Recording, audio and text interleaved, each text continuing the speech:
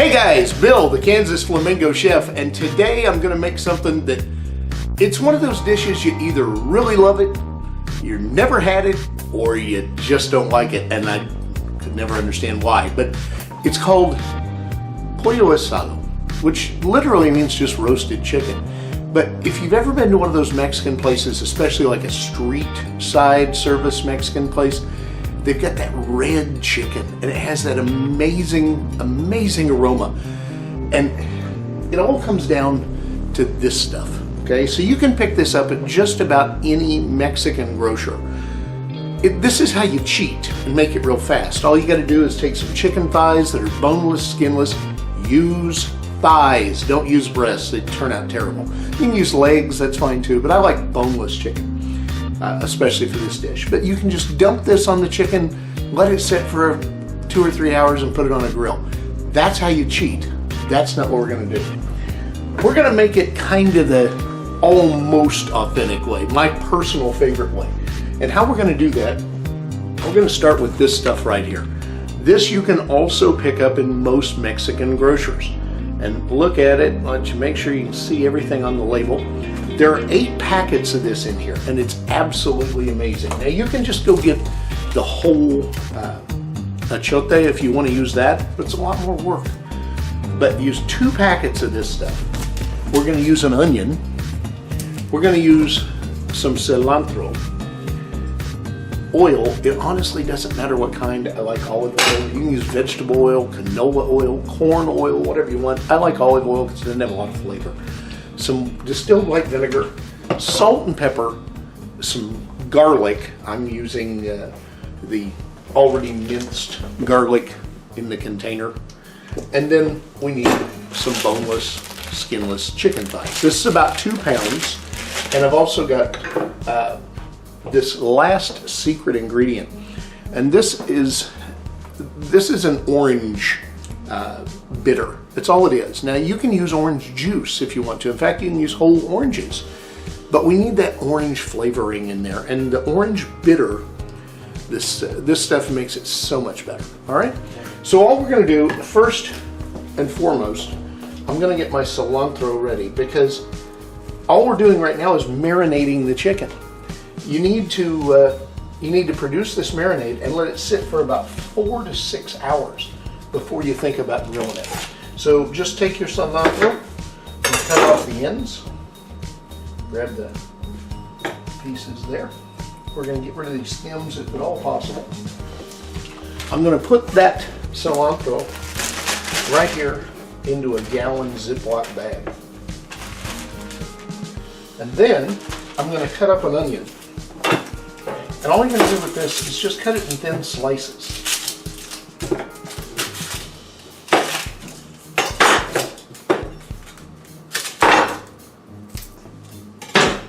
Pull the outer husk off as best you can, and I just break it up and throw it in the bag as well. You can use as little onion as you want, but I highly recommend you use a whole onion. So once you have the onions and the cilantro in your bag, just go ahead and kind of intermingle that a little bit. And then add some salt and pepper. You don't need a lot. I like pepper, so I'll probably use more than most people will. And I'm not a big fan of salt, plus there's some salt already in the Goya seasoning anyway. So we're not going to put a whole lot of salt in there. Maybe a half a teaspoon. All right, next, garlic. Again, we don't need a great deal of garlic, maybe a teaspoon. You can go a little heavier than that if you want. That's probably close to 2 teaspoons, that's okay. We're gonna put 2 of these seasoning packets in here.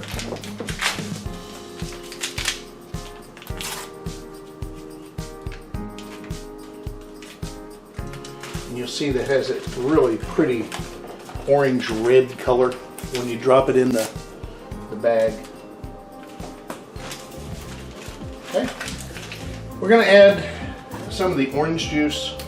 Again, if you would rather use actual orange juice, feel free. I just happen to like this stuff, and I like the flavor that I get from it. But there's nothing wrong with using fresh squeezed orange juice. And we are going to squeeze a little lime juice in here in just a moment. So as far as this stuff's concerned, I'm going to use about a cup.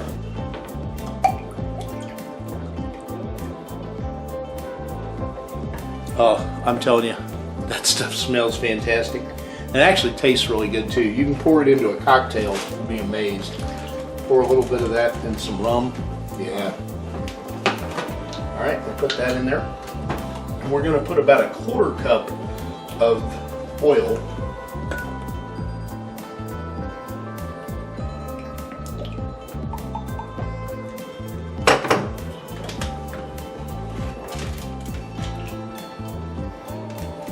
And last but not least, we're going to put about a tablespoon of vinegar. All right. I'm going to squeeze a fresh lime into this. Now I realize limes are kind of expensive at the moment, so if you'd rather use lime juice out of a bottle, feel free. Personally, I think it's kind of goofy. These things are what, 50 cents a piece? So I'm going to use 2 whole limes, and all I'm going to do is just squeeze them into this bag. I'm going to leave most of the whole lime in there when I'm done with it. All right, our marinade's complete at this point. All I got to do now is put the chicken in. So there's no real rocket science here. You can put the marinade into the chicken or the chicken into the marinade, however you prefer. I'm going to put the chicken into the marinade. So I want to get just the chicken and not a whole lot of water because I've been letting this thaw and making sure it's ready to use. So I'm just going to let the chicken drain. And then this reserve water you can make trash. So now all we're going to do is mix this marinade up. Now there's no real good way to do this, but the best way is to leave a little air in the bag and just toss it all around. So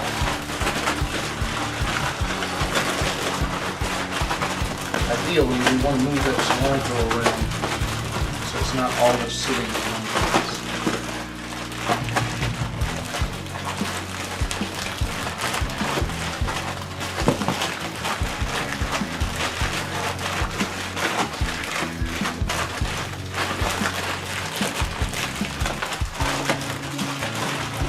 Okay.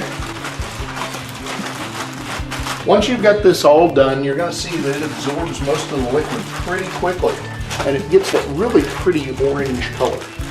Just let this sit for about 4 hours, and then you're just going to throw it on the grill.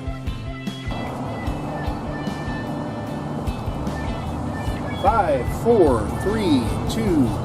All right, so the next step in making Pollo Asado is cooking it. Excuse the ladders in the background, repainting my house. It's almost done. So in this bowl, I have the bag of chicken that's been marinating for about 4.5 hours. All you got to do is just take it out of the bag. Nothing exciting, just turn it over. Let all that yumminess go together. Now you can cook this on a flat top grill like a Blackstone. There's one on the other side over here. You could cook it on a indoor grill, and like a griddle or a press grill. You could even cook it, quite frankly, in a charcoal grill or a gas grill or anything you want. But it does need to be grilled some type. I'm going to do it on the pellet grill. My pellet grill's warming up, and I've got it set on 350. I'm using competition pellets. Don't use a lot of really sweet wood pellets here because you want the flavors coming out of the onions and the cilantro. So just mix this up a little bit.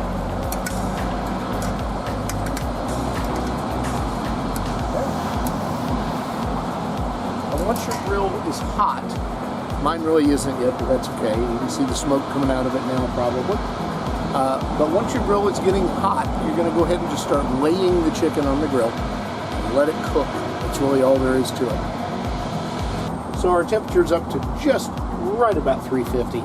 So let's go ahead and put the chicken on the grill.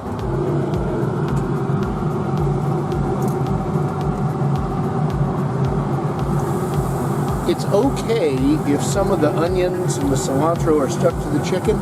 It's not going to hurt anything. If you don't want it on there, then by all means, remove it.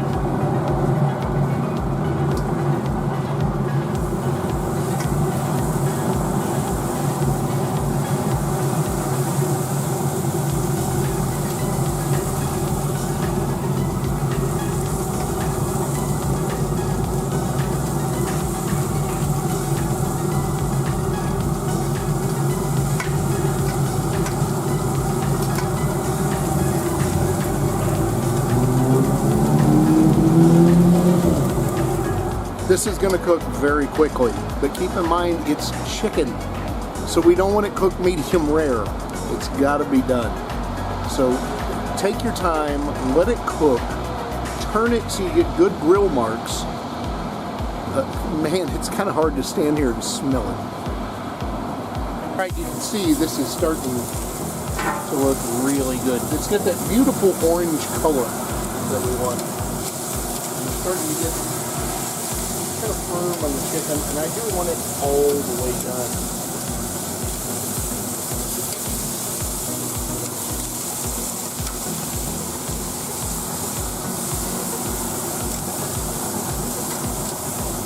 Now keep in mind, if you're cooking this over a gas grill, you're going to have a whole lot less control of the temperature, and because of that, the chicken's going to cook a lot faster, and it does tend to get a little tough.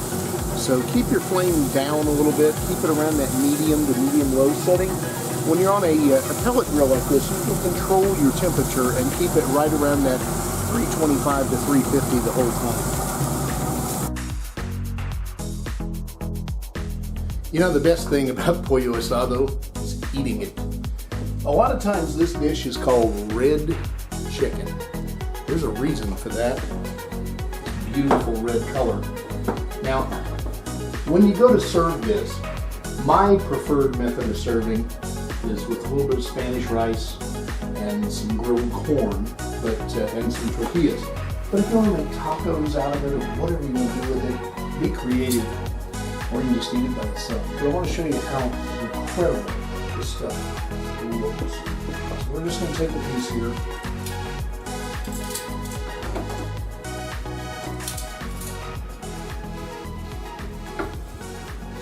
Into that, so you can see gorgeous chicken. This stuff is just absolutely amazing. Join me next time. We'll make something else that I want to eat, or maybe something that you want to eat. If you have a recipe you'd like me to try, let me know. I'd love to cook what you want. As always, eat fabulous. Like, share, and subscribe, and tell your friends. Have a great day.